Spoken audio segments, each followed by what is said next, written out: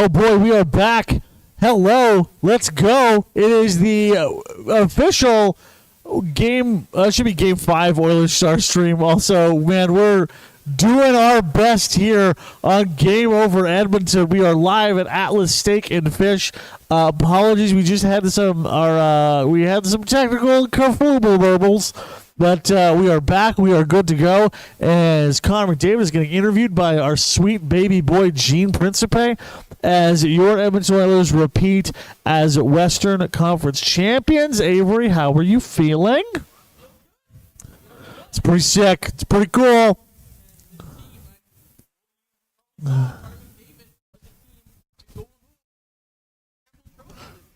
Is your mic on? Now I'm on. There he goes. There we go. Yeah, I was just saying, feels good. And Connor McDavid led the Oilers to hold the Clarence Campbell Trophy this year. Is that big of a deal? It doesn't. Who cares? You know what's funny? That you go back and you look at old game footage. You have to when Penguins won the cup. When Penguins won the cup out in the '90s. Mary Lemieux held it. Mark Messier held the trophies. Team used to celebrate winning the conference. I mean, it's pretty cool. The Oilers will raise a banner next year no matter what. Yes, they will. And that is pretty ridiculous, given the fact that this team looks so down and out after the first two games against the LA Kings. Mm-hmm. Absolutely unreal turnaround. Did you think Dallas was going to win at any point today? I did not know. Dallas felt like a team that was just trying to fight for life. But no, after that 6-1 game, it felt over to me. That series felt done. Yeah, Dallas looked cooked. Pete DeBoer looked cooked. I know Dallas Stars fans are kind of saying that, maybe we got to get rid of Pete DeBoer. I think that's really dumb. I think Pete DeBoer's a really good coach. I wonder if what you have here is two teams that are fundamentally built in a very different way. And when you have a team that has two of the greatest players of the modern era, how do you fight against that when you don't have someone similar, right? So we'll see how this one shakes out. We are live here at Atlas Steak and Fish inside the Grand Villa Casino. I am Graham Mosimann, joined here with Avry Lewis-McDougall as we wait for some more post-game comment to start rolling out here. Very good, happy, joyous vibes across all of the area. We had a big influx of fans partway through the third period, as unfortunately some weather concerns here in Edmonton had to close out Fan Park. But you know what? Everyone's just celebrating now. We're just having a good time. Yeah, no, we're having a blast right now. The vibes are very high.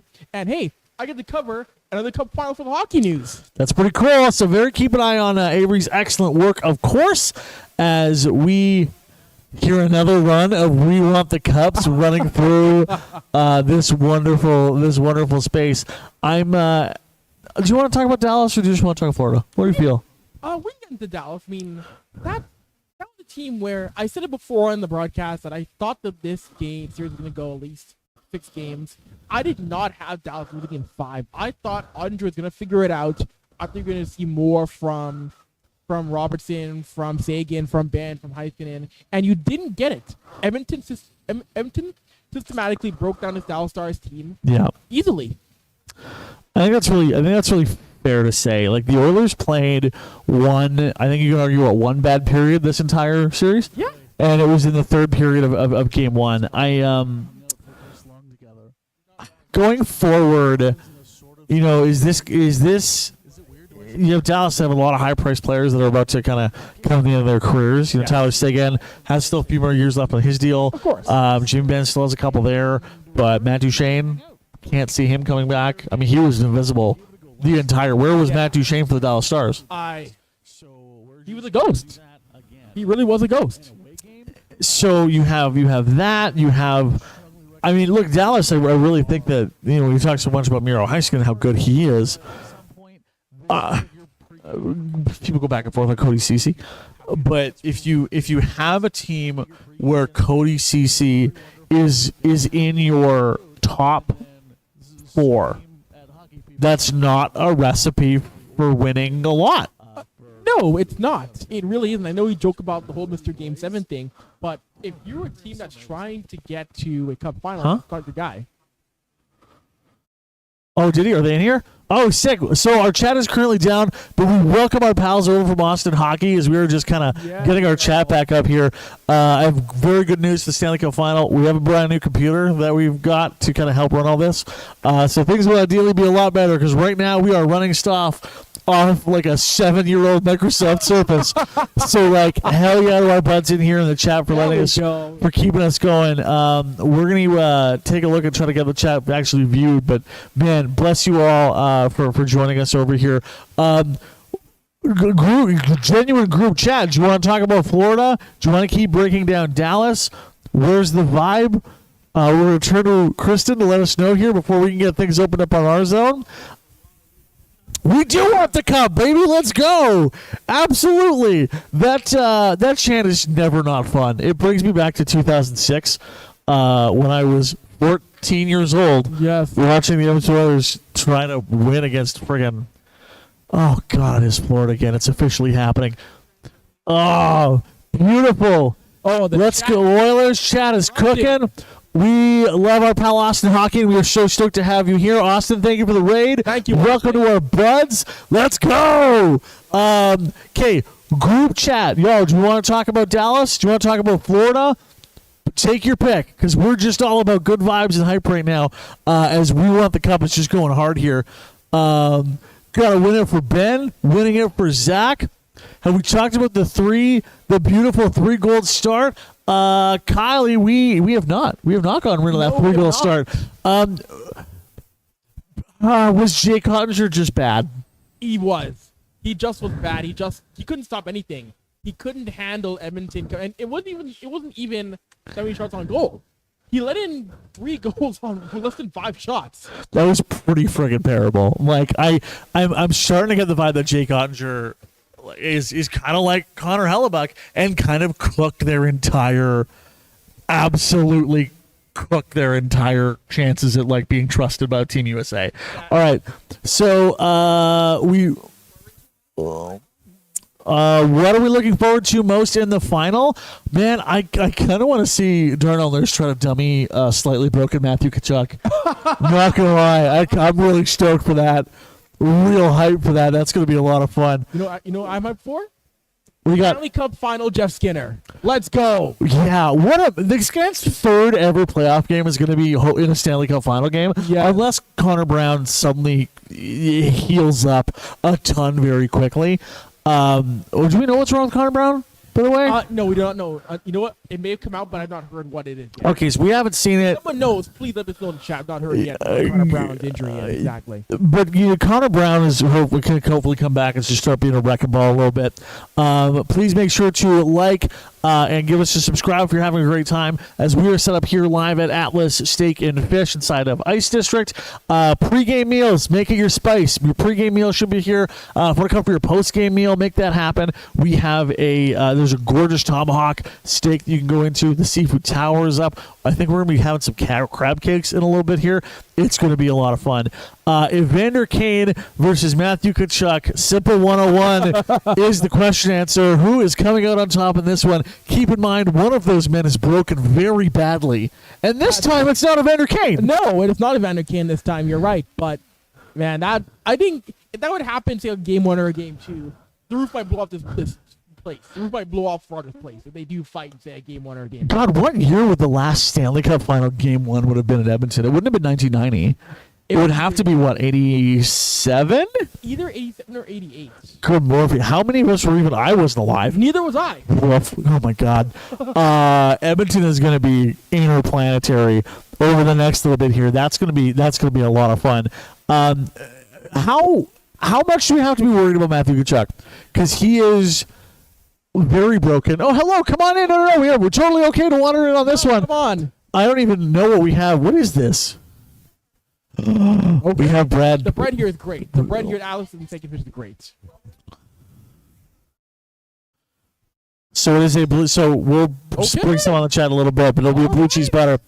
From Callie, do you think Hyman being out for the rest of the playoffs will play a role? Can Ekholm and Skinner fill his position well? That's a really good question. We're going to get to Brett in just a second, but we want to answer that one first. I think you have two parts of Zach Hyman's game that are going to very much disappear. You have the physicality and just the clearing ability of him to move people out of the way, like what's one of the name of this Edmonton snowplows? Like Connor McPlowvid. Connor McPlowvid. That was a great name. I'm pretty sure that's one of the names of the plows. So you're missing that part, but I think the person you can really look to kind of fill that role is Vasily Podkolzin, because you saw it tonight. Every time Podkolzin was on the ice, it's time for you to move now. Please leave my space. Crush, bam, Podkolzin, do hockey. And I bet we're going to see a lot more of that through the series. When it comes to Ekholm, I'm really happy the series is starting for over a week. No, exactly. Let Ekholm get some more rest. Let him rest up. I mean, of course he's going to want to be out there practicing, but just make sure he's good to go for game one. Yeah. Don't push too hard in practice. I think you saw a couple times this game where we were talking earlier on in the stream that Ekholm's great strength is to be, you're in front of my net, move. Yes. And he didn't have that. Like, he wasn't planting like we saw him. You could see him let up on checks a couple times. That interference play he got, penalty he got, I don't think he gets if he's fully healthy. Mm-hmm. So I think that's a concern for sure. Jeff Skinner, though, I thought you saw a couple things from Jeff Skinner today that were really nice, and they didn't. It felt like for the first time, potentially since he's been on the Oilers, Jeff Skinner was put in a position to succeed. Absolutely, I could not agree more with that. What do you think it is about Jeff Skinner's game tonight, where he does have a goal that is going to show up really well? Because I feel like I've just yammered on for like a good 7 minutes. No, I think again, if he is able to find a way to get on, getting to the front of the net against Dallas, being disruptive.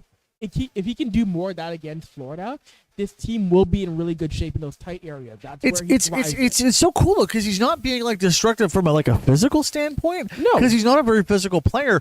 But I think a lot of players really respect the scoring ability that Jeff Skinner as a 7-time 30-goal scorer has. So you could see players like noting exactly where he was when he was on the ice and letting him kind of use his really good kind of edge work in the inside to find those zones where I think other times you were asking him to play more like a power forward, and this time they were like, go play a little less Dustin Penner and a little bit more Jordan Eberle, because I think Jordan Eberle and Jeff Skinner have a lot of similarities from playing style. Mm-hmm. And it's funny because you mentioned Jeff. I mean, I know Jeff had to deal with being scratched quite a bit, but he almost had a 20-goal season, being healthy scratched multiple times. He almost had a 20-goal year this year, Graham. Yeah, I don't know, man. I feel like a Jeff Skinner truther where Ash and I did a stream earlier here on a Game Over Edmonton as we're live from Atlas Steak and Fish inside Ice District where we talked about what happens when you give Jeff Skinner a chance. Yes. He performs well. And there just wasn't like this stylistic fit that Chris Knobloch kind of wanted. Because it feels like when Chris Knobloch sets up his top six, that you have Connor and Leon, big score boys. And then you want to have a big hit stuff boy. And then a big, like, hit stuff a little less, but clear things out sort of boy. Yeah. Right? Like, they always want to have physical players between Connor and Leon. Absolutely. And Jeff Skinner's not that. So that's not where we're at on this one, Kylie. So thank you so much for your question. Anyone else? You have any more questions, your thoughts, your emotions? We would love to hear your feelings. And thanks again to everyone that came over from Austin's stream. We appreciate you all very, very deeply. What was the thing that really kind of stood out for you here in this one? We might get Brown back as well. That's a really good point.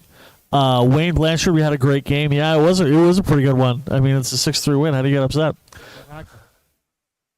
And we want to get a little bit more in on the Panthers at this point too. What's the biggest concern? Because the Panthers go behind 2-0 yesterday, end up still winning. Where's the biggest scare point with the Panthers?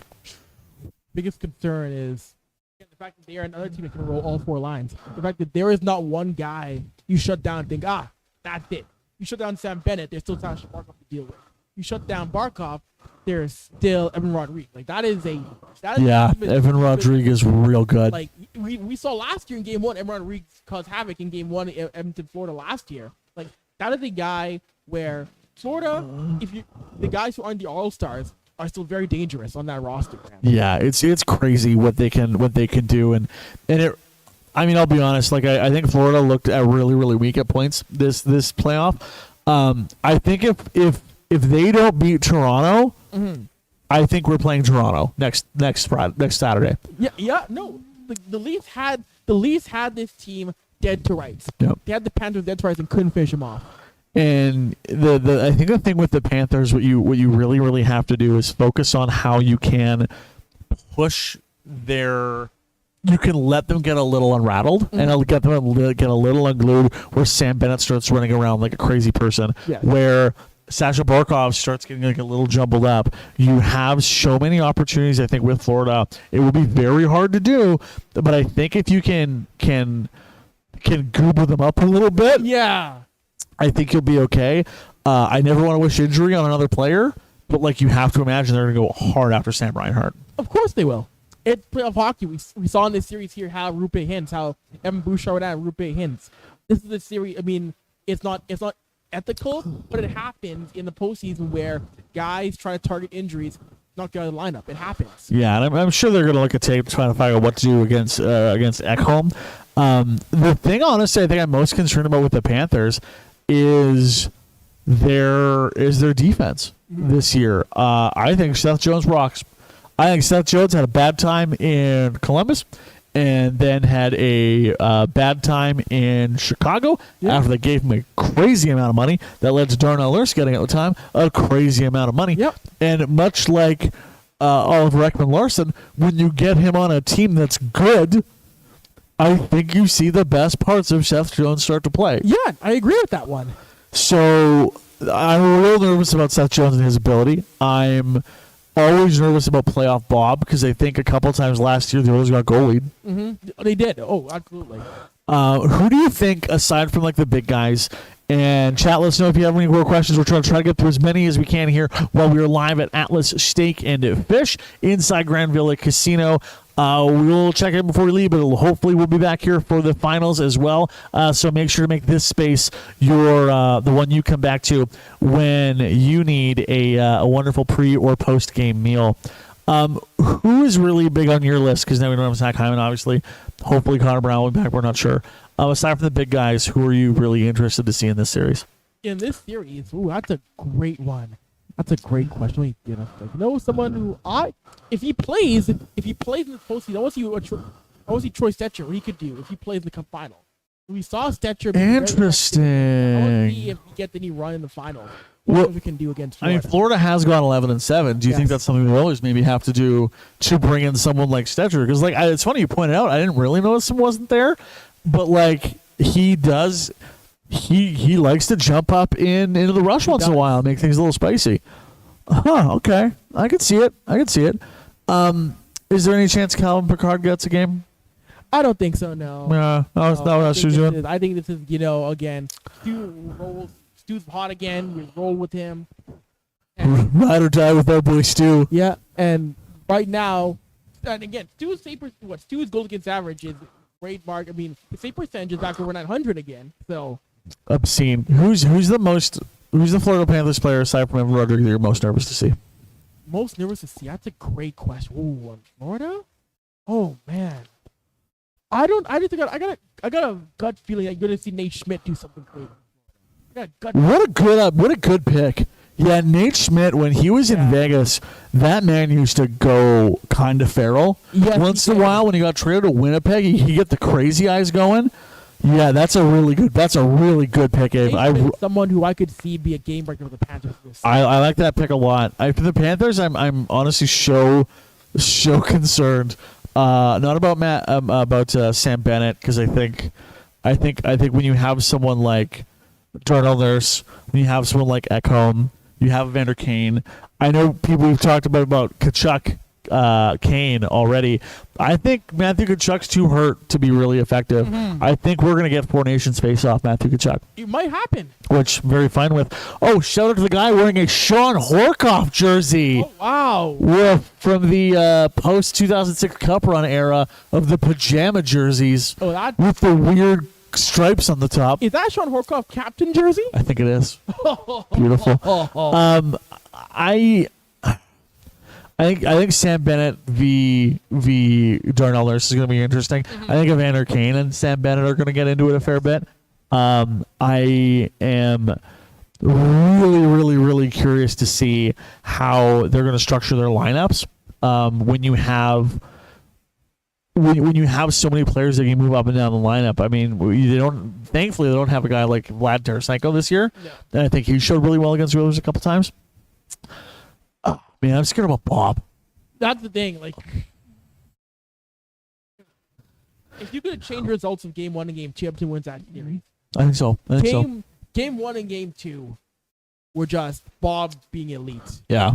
So it's going to be a lot of fun. We can't wait. We'll have a lot of pre-series coverage for sure. If you are here, thank you so much for joining us, especially if you came over from Austin Hockey Stream. If you're enjoying the show, give us a like. If you're really liking it, please hit subscribe. And then come stop by Atlas Steak and Fish for your piles of pregame food that you will definitely need because it's going to be just so busy during the actual games here. Want to show you a little bit of some of the food we have to kind of go through here. With Atlas Steak and Fish. So what all do we have? Oh, my God. So we start here with the crab cake as we try to get it Kind of on camera. Here, we're going to just move the camera down and just adjust and just deal with it. Just make it wobbly. It's all good, Kristen. So I want to show you some of the stuff we have here. Those are the crab cakes. I can confirm they smell absolutely ridiculous.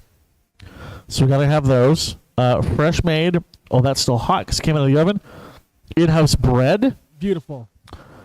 With a gorgonzola butter as well. Yes, folks, we're not here for free. This is a sponsored show. And then also want to give some love out here to the lamb shank, which looks pretty unbelievable. That's some serious meat, people. Oh, and what's over here? Is that salmon? And then we have a salmon steak with a warm potato salad.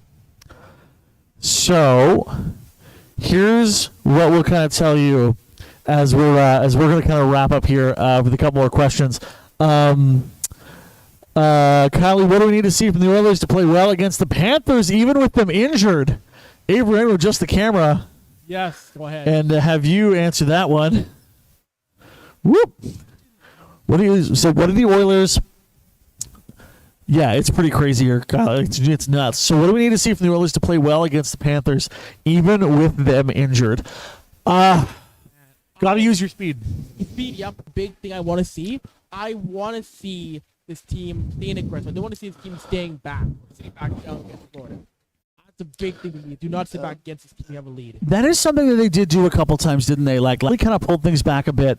It looks like our stream is. Even when Florida jumped out to leads, it felt like they were very much like waiting for the counterattack to try to get through. And you can't do that. I think you have to go much like with Dallas. Always be going. And exactly, you have to with this team. They're too good to sit back on. So if you can really, because the Panthers I don't think are a fast team. I feel like for the first time in my life, I'm really going to be able to learn how to relate to our Toronto Maple Leafs buds and our pals over on Game Over Toronto as well as Game Over Ottawa for learning how much we're going to hate Brad Marchand, who has been awesome. Yes. So he is, honestly, with Matthew Tkachuk being garbage during the playoffs, face he's hurt, it happens.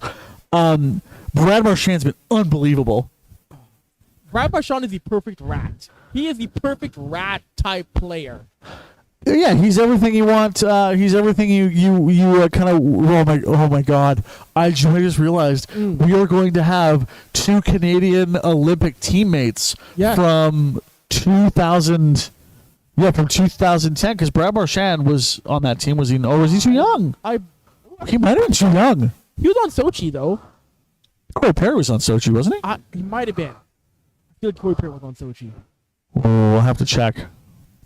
Perhaps. What?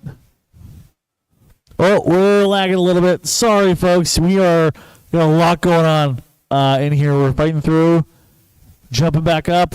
Fighting through the lag. We're trying to not be Laggy McDavid. We're trying to not be a little bit of troubleshooting game over Edmonton as Chris Knobloch takes the Oilers team to back-to-back Stanley Cup Finals. And I gotta say, Graham, when it comes to Oiler coaches all time, I am ready to start putting Chris Knobloch as one of the best ones in franchise history, what he's done so far. That is the man who I'm ready to say Chris is one of the best in franchise history. I'm not going to say he's on the level again of the Glenn Saders, John Muckler, guys who won Stanley Cups. But Chris Knobloch has taken this team to back-to-back Stanley Cup Finals. There are people who still doubted what Knobloch could do. But hey, behind the bench, he's got the most out of this team, and he's got this team in the second year in a row at a chance to play for Lord Stanley. Yeah, that's the thing. And thanks so much, Kylie, because, it looks like we're back up and good to go. Yeah, Edmonton's getting crushed hard here right now with weather, so we're having a time. Yeah, Chris Knobloch bringing this team 2 Stanley Cups in a row is, it is cool for sure, but, again, he showed up and was like, hi, you need to go for a car race. Here's a Lamborghini. That's fair. That is fair that you're playing. You have the advantage of having McDavid and Draisaitl. But at the time, the coaches had these two, and they didn't do anything. That's fair. That is a really good point. I am wondering again what level of Corey Perry we're going to see. Mm-hmm. I feel like Corey Perry last year was. I think he was still a little off based on how much of his year was so weird. Mm-hmm. With all the stuff from Chicago and then getting settled here. Yeah. He is now settled here. He will be here for another season after this one. And, if this can be his swan song, you really wonder if he's just like, you know what, peace, guys, I'm good. I've had my fun. And how much that'll kind of push for him. Seeing Brad Marchand, though, the more I think about it, the more I'm feeling oogly about it.